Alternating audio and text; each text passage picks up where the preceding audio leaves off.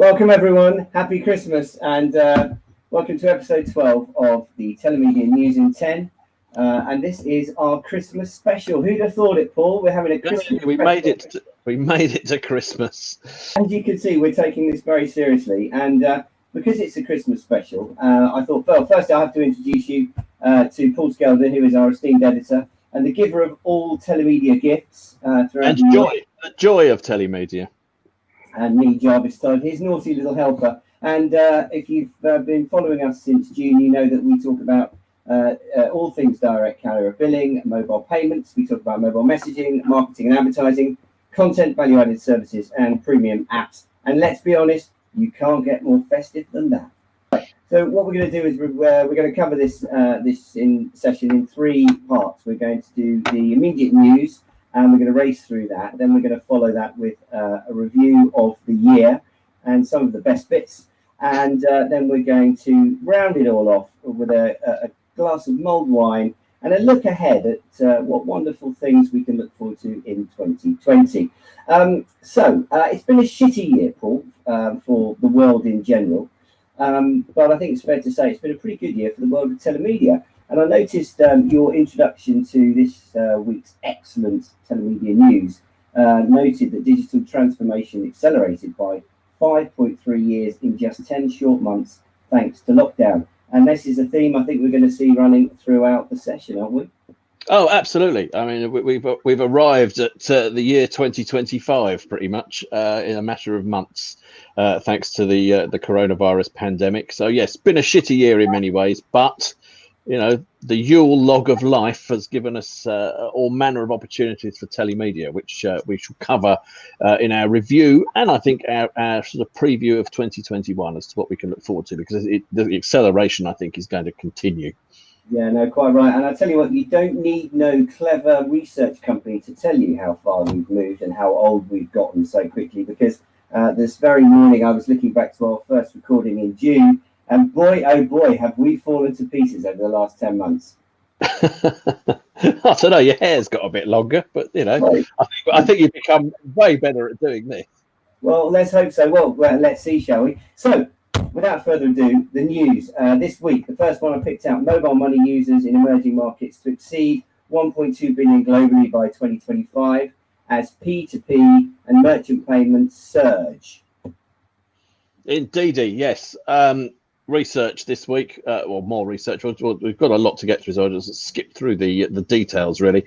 But yes, I think it's just a nice example of the fact that the sort of mobile money alternative payment sort of revolution isn't just something that's affecting us here in the developed world. It's out there in all these emerging markets, and in many ways that's where I think a lot of the developments and early adoption of the next big things is going to come from. It's going to be in those sort of markets, sort of Middle East, Africa, parts of Asia, where you know, they have also accelerated digitally, and they want now to pay, and mobile is proving the ideal way for them to do that. So yeah, 1.2 billion globally by 2025. I think, you know, we're probably halfway there already.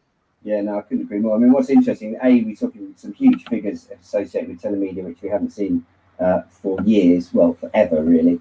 And then secondly leads us on to the next story, which is, you know, I never thought we'd be talking about virtual reality and console games and all that kind of stuff, you know, even 2 years ago. I mean, maybe a few blue sky thinkers might have been saying it, but do we really believe it now? It's clearly becoming an intrinsic part of the industry. And the second news story was VR consumer content revenue to exceed 7 billion in 2025, led by console gamers. And we're going to talk about that a bit later on as well. We are indeed, yeah, and I think sort of you know, we've long covered the sort of role of telemedia type services around mobile gambling. I think sort of gaming is the next sort of step in that. It's just a kind of content, and I think what we're seeing increasingly is content is just consumed now on all sorts of different platforms. People are beginning to become agnostic about where they play games in particular, but all sorts of content. And the idea of virtual reality, the tools are there to build VR apps and things for, you know, Apple do it, Google do it. it's not that difficult or expensive to do. It's now just another kind of content, and where there's content, there's an opportunity for telemedia companies to monetize it. And so, yeah, 7 billion by 2025. It sounds about right to me. I think we're going to see a lot of VR stuff around this. I think one thing that's going to be really interesting, I think a lot of these sorts of things like we're doing now, and the excellent Telemedia 8.1 virtual conference, as well as Zoom meetings and all that, they're all going to start to have an element of VR as well, as an added extra, which potentially is monetizable as well. So I think that's another area that's probably not covered in this particular survey, but is something that is going to come down the pipe in the next sort of year or two. Yeah, 100%. And one of the things that's going to make these super cool services work properly and better is going to be the ever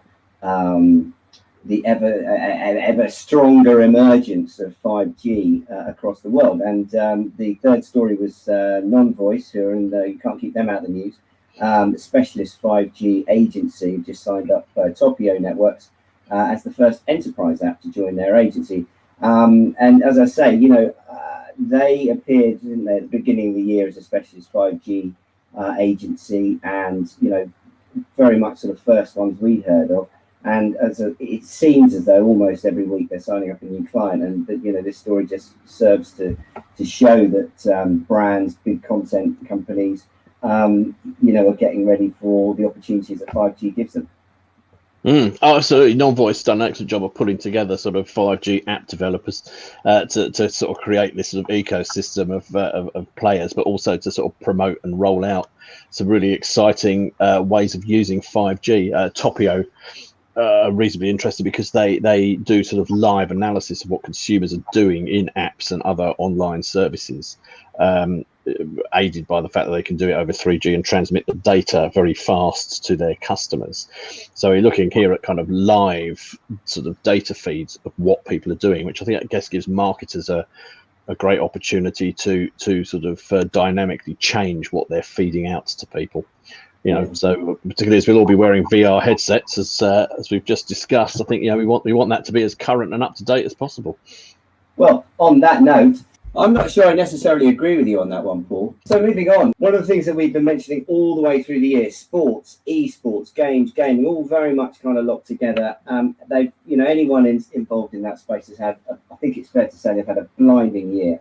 And I would really love your quote in there: sports proper, physical running about sports, fared poorly in the first part of lockdown, but over the summer it made a comeback behind closed doors. And this leaves sports brands, teams, leagues, TV companies and marketers scrabbling to find new ways to monetize their content. And as soon as you say those magical words, monetize content, you're talking about what the telemedia industry does, and does so well.